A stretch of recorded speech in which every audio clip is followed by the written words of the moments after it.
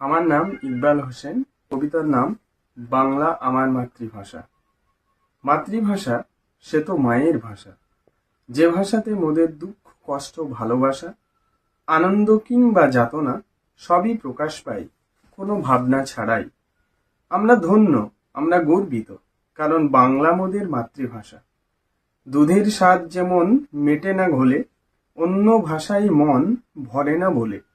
বাংলা মোদের নারীর ভাষা, জীবন কাটাতে চাই বাংলা ভাষায়।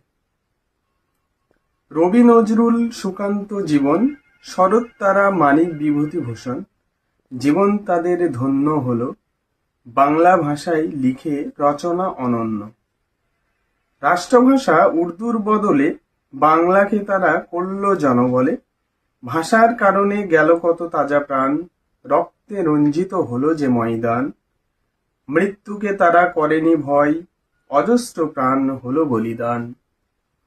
মাতৃভাষাকে রাখতে স্মরণে বিশ্ব জুড়ে ঘোষিত হলো অমর একুশে।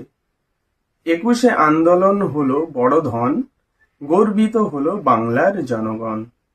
মাতৃভাষা দিবস হলো পালন, 21শে ফেব্রুয়ারি রাখো স্মরণ। ধন্যবাদ।